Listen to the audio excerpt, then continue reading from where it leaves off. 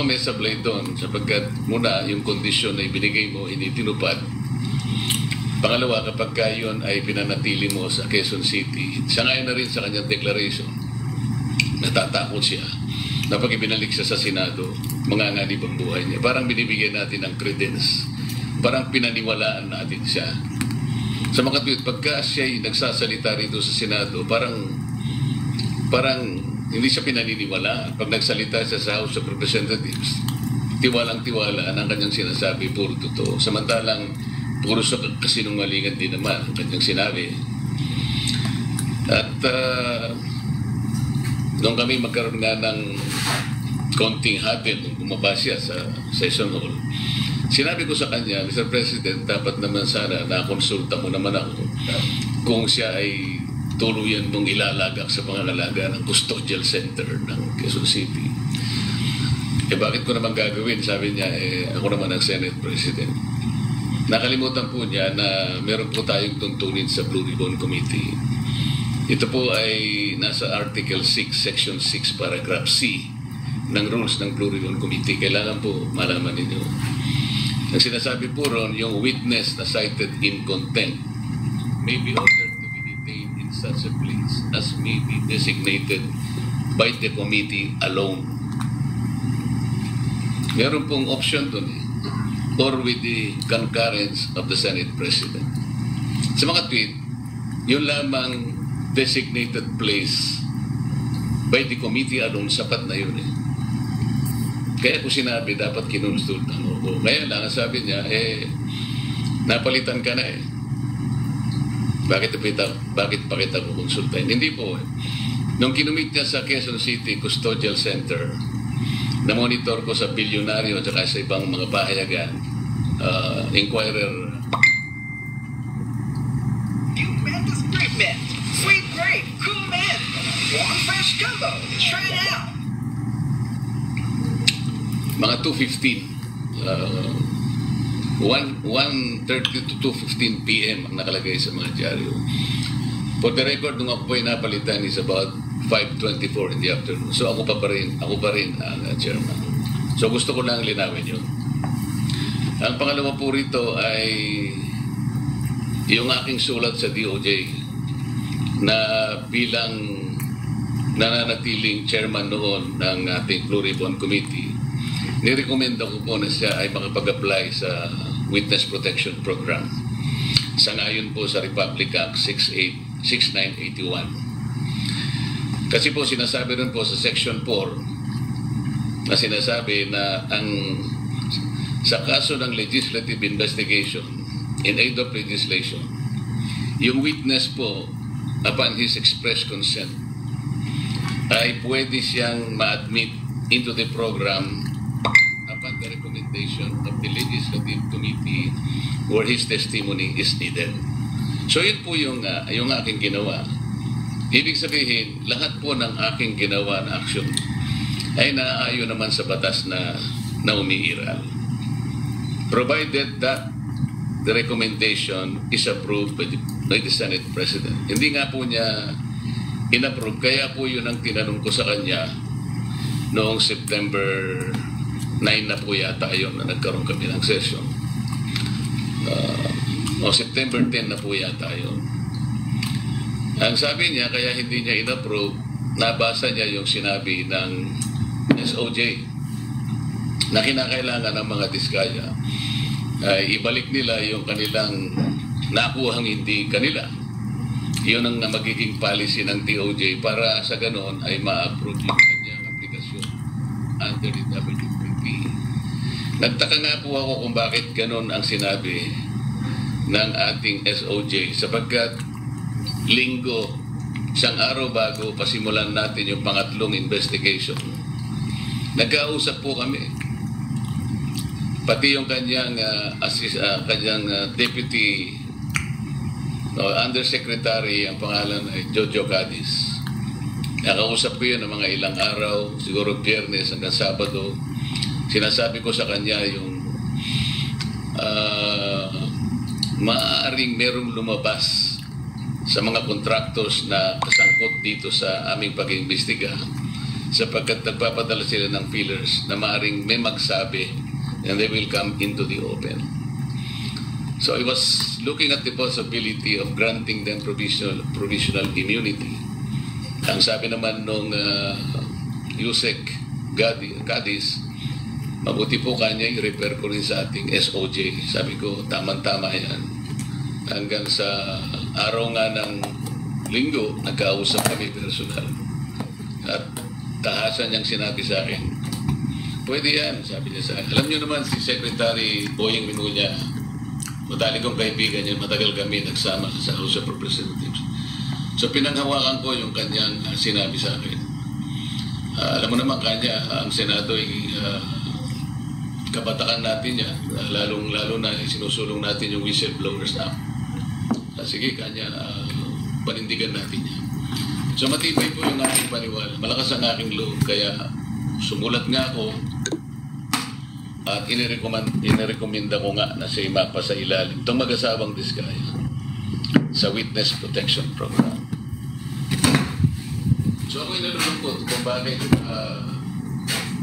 ginawa yun. Nagpahayag na gano'n ang ating Secretary of the Department of Justice. At yun naman ang ginawang basihan ng ating Senate President na hindi nga niya pwedeng pirmahan yung aking sulat.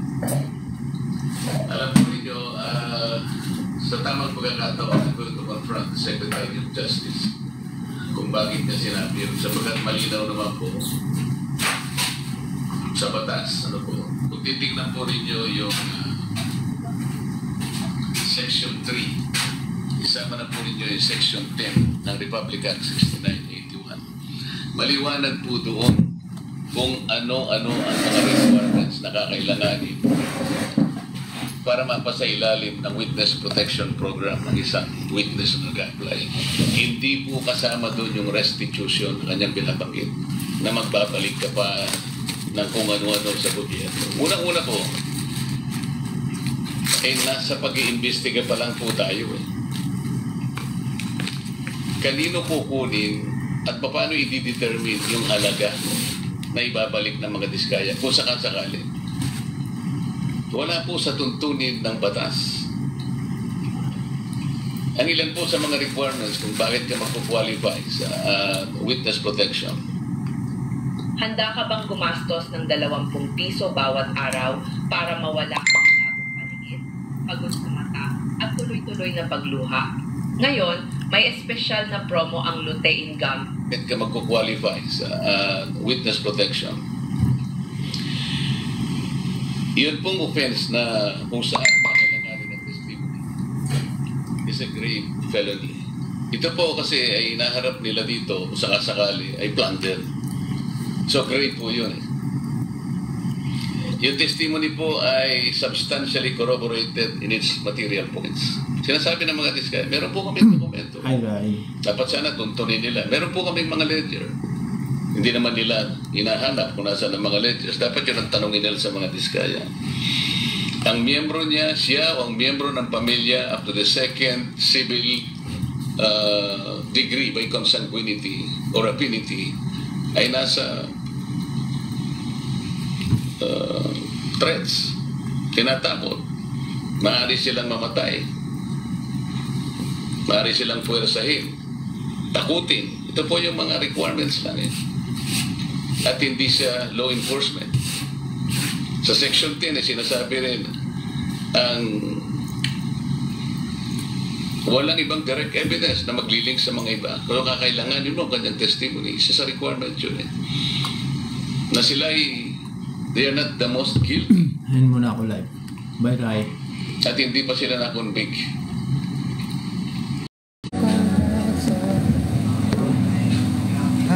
Wala akong malagyan ako.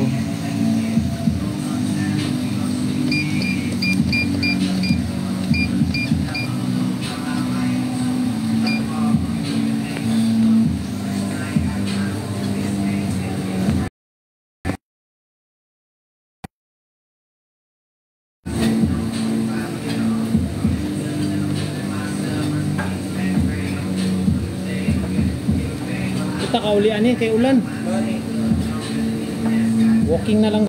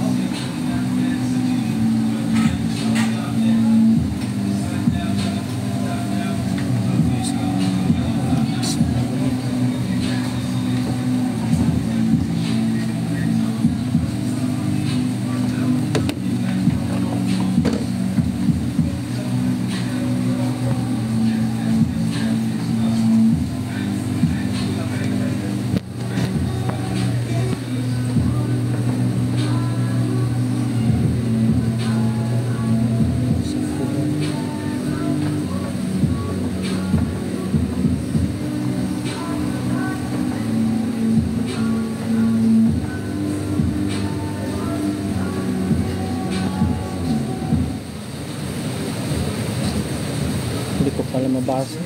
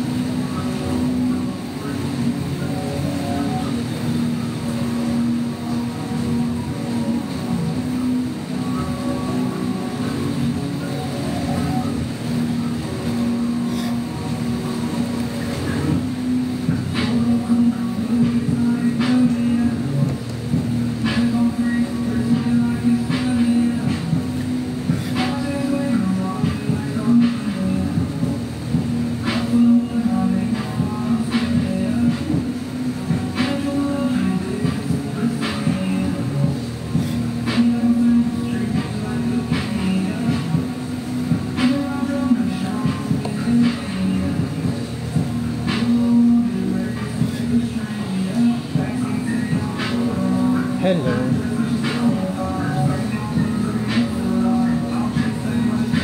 Jessica. Hello.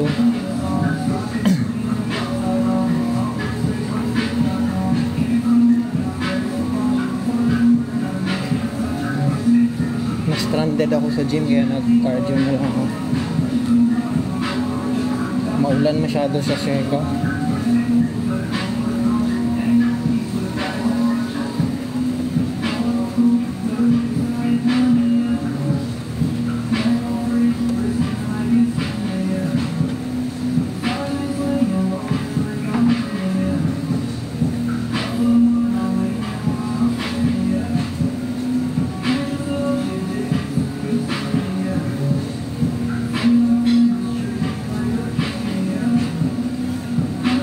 Yeah.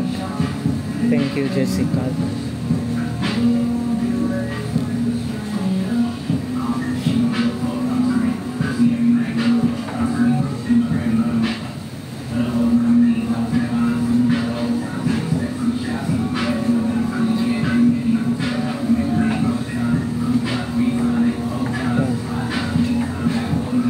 Nag-walking ako eh. Ba't masyado i-flex?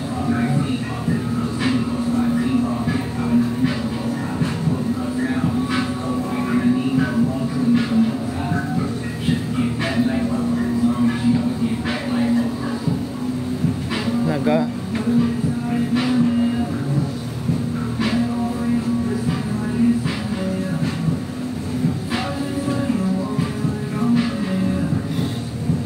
ang lapit masyado. Yep, isa pa. Yan.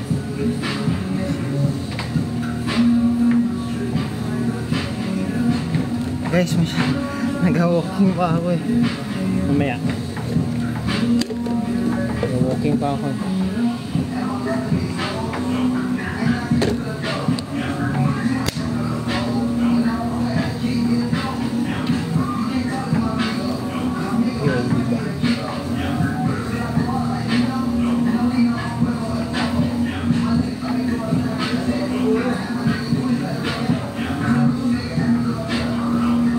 Okay, nagets ko yung POV.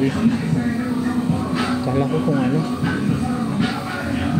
Ganito palang POV. Pwede.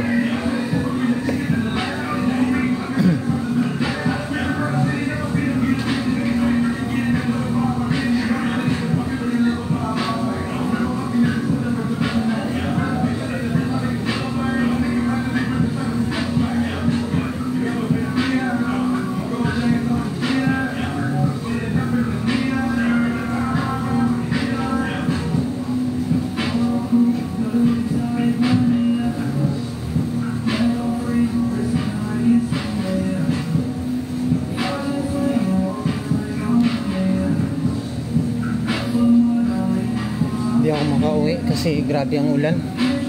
Shit. So like malakas pa din masyado ang ulan.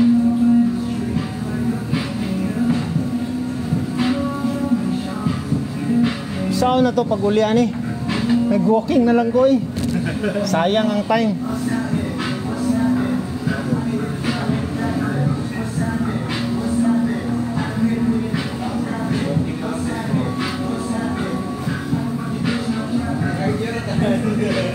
Walking na lang. Walking na lang.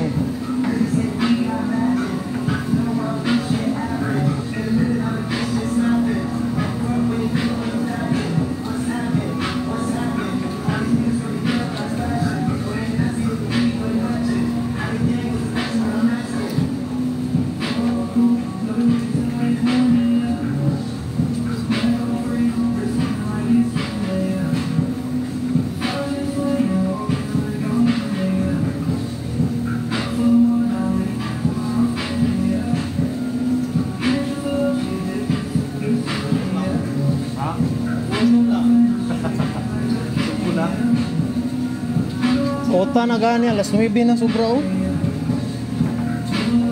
Saan man na ito paglian yung usog man ng ulan.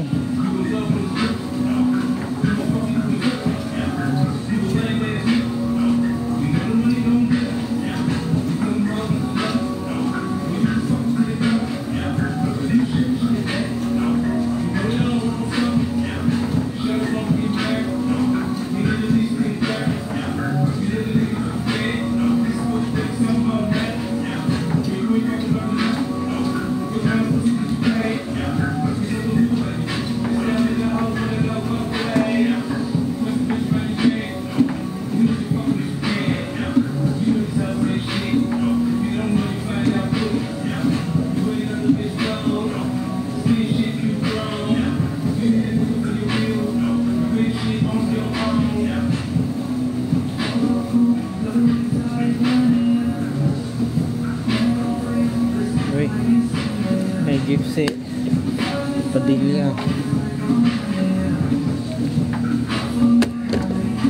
Pinsan mo si Robin.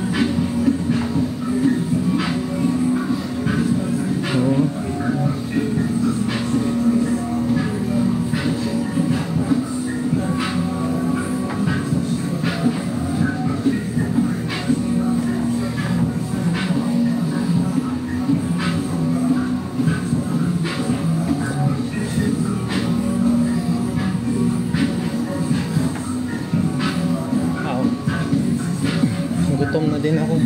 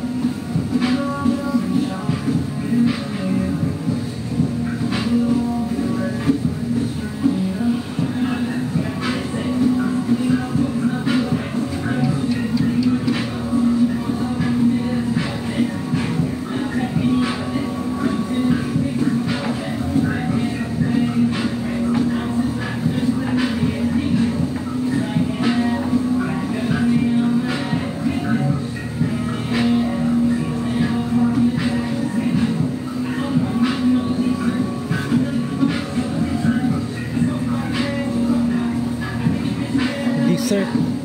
Hindi ako pwede dinner, dessert ako.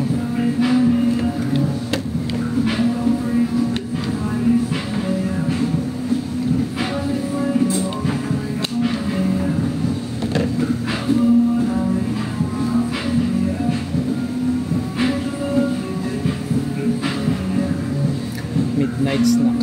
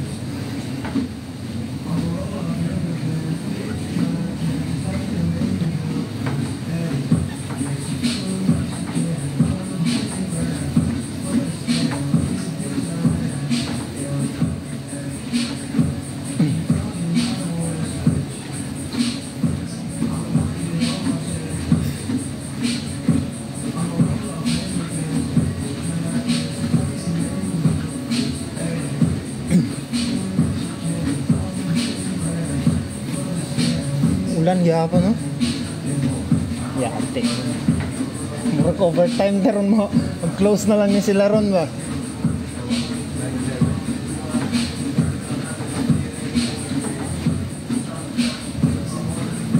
Maka 10,000 steps man siguro ko ron.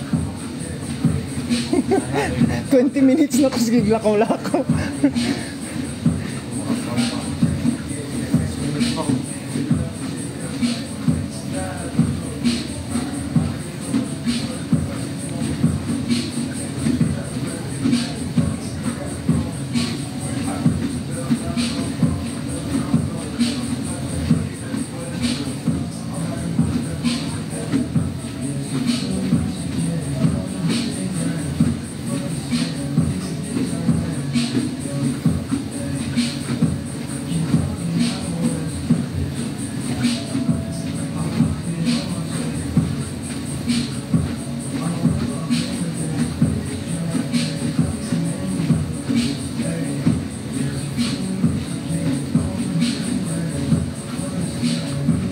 Anong edit? Pwede ba kita edit? Anong edit?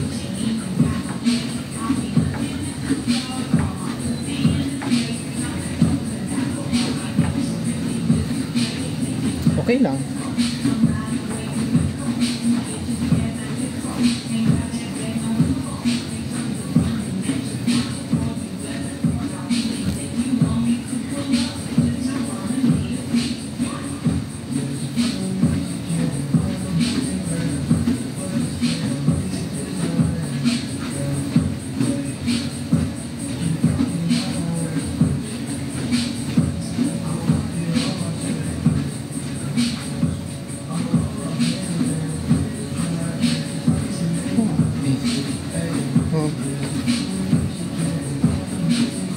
Yep. No worries. Okay lang naman.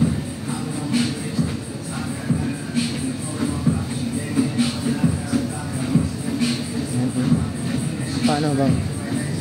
Hindi ako maka-flex. Nag-walking ako.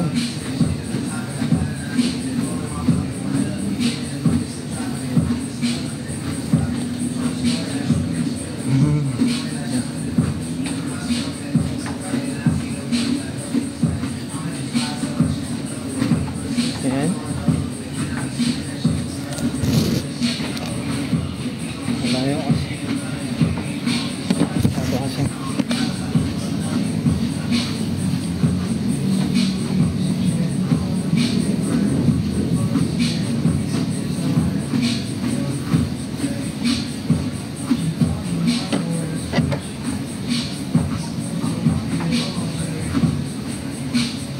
Center. And malayo ako. Tapos na ako. Sobra na pala ako sa sobra ng 20 minutes.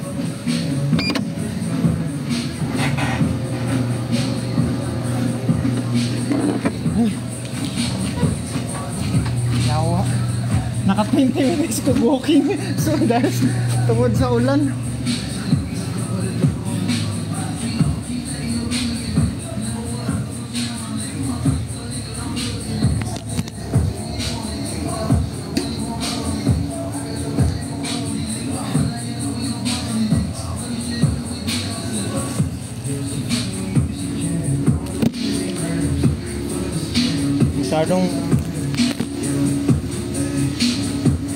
Masyado kasing may ilaw dito, like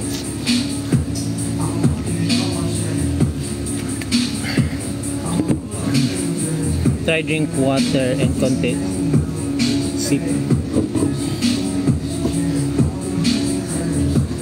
Anong sip? Ganon? Hindi ko alam paano mag-post, Nikki.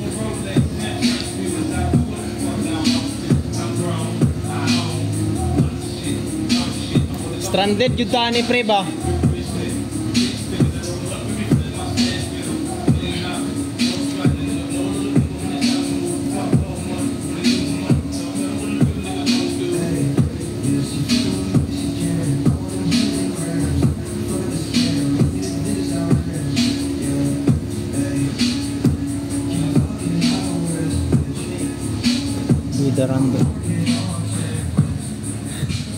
Do the random flex. Kasi tapos na ako nag-walking.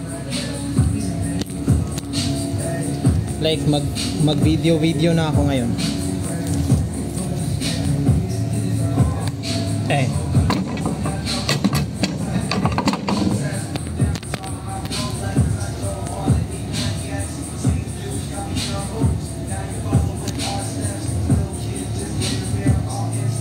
Ay, sorry.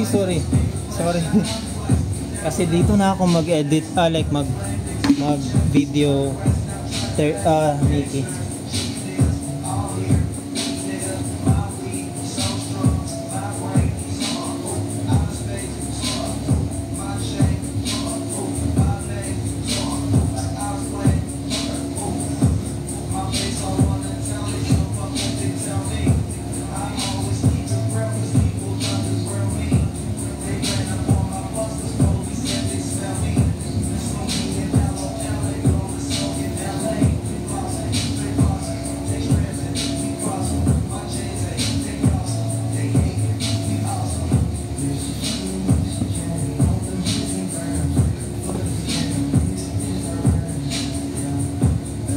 Hands sa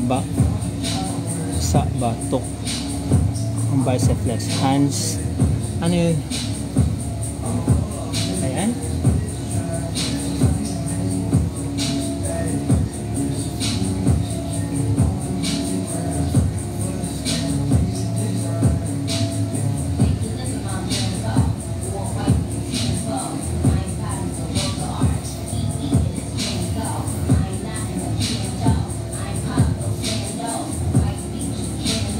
Hindi ko alam mag-flex.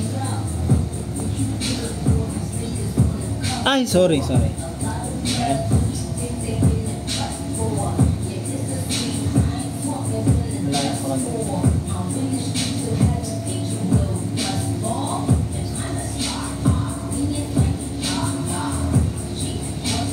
Okay na yun? Hindi ko ko alam pa. Hands sa batok. Na, ano yun? Bato? Hands sa batok. Hands. Tapos, hindi ko alam paano mag-flex. So, hindi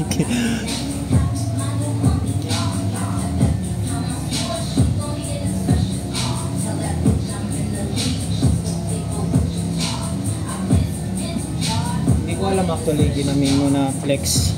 Nikki, sorry. Ganyan.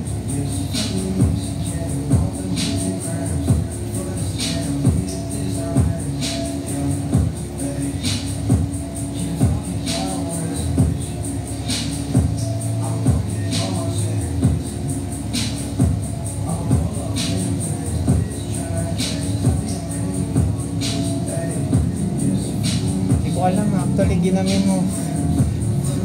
Hindi ko alam anong ginamit. Hindi ko alam yun. Ganon? Ganon? Ganon ba? Hindi ko alam paano yun i-flex.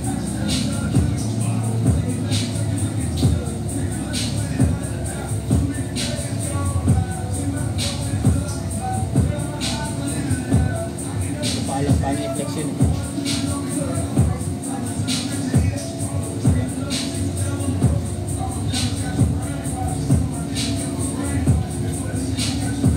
Hindi ko talaga alam. Tama yun. Nahirapan ka eh.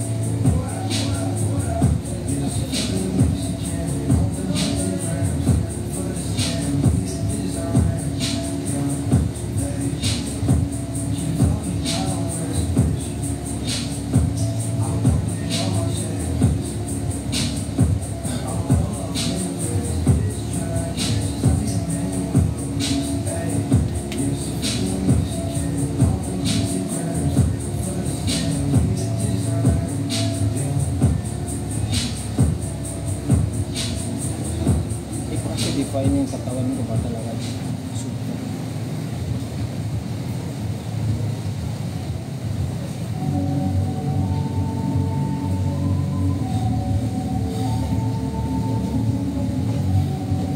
I'm not sorry, sasalamin ako eh. Sorry Nikki, hindi pa ako marunong mag-post. Like, hindi ako marunong mag-posing ba? Like, sorry. I'm so tired. Better angle.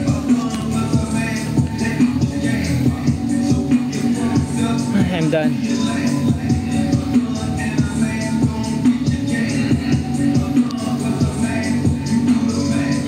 Tapos okay na ako, Nikki.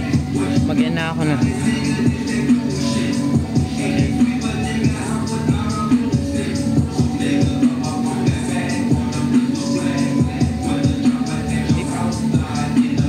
Masyadong may ilaw. I'm so tired.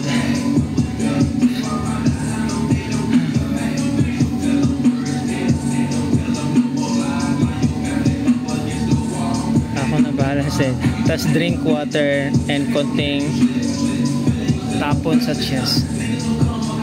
Paano ba? Paano like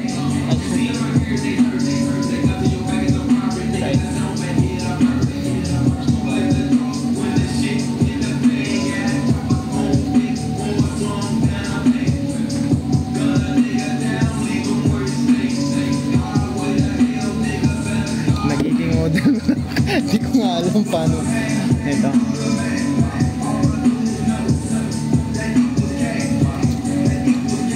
This you can do. Okay. Paano ba? Like taas yung random flex.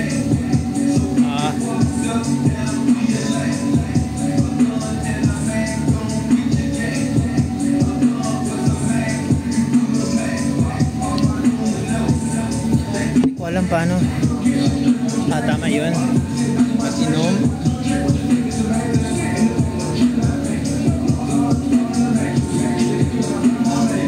Tama na yun. Hindi ko alam anong paggagawa ko na.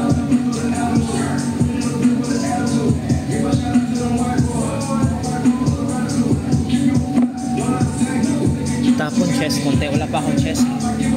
Yan.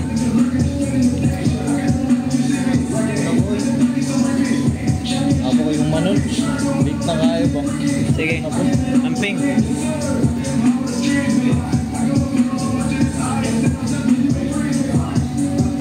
Last knot.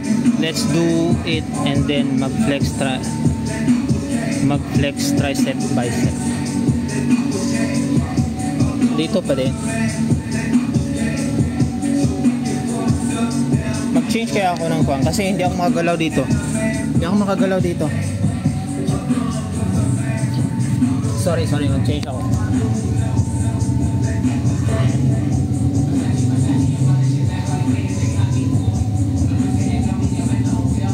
Hindi ako marunong mag-flex ng tricep ko. Paano ba mag-flex ng tricep?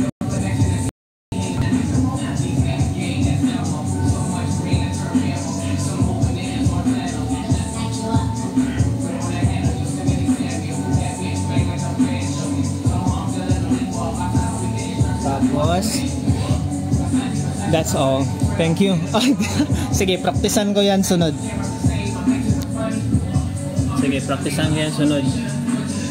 Bye guys. Mag-end na muna ako live kasi makauwi na ata ako eh. Thank you. Hello, Fidel. Sobrahan na ako sa workout.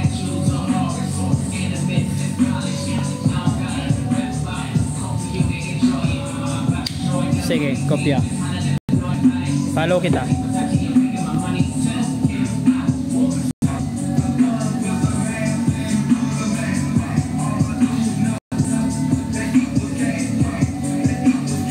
Bye guys.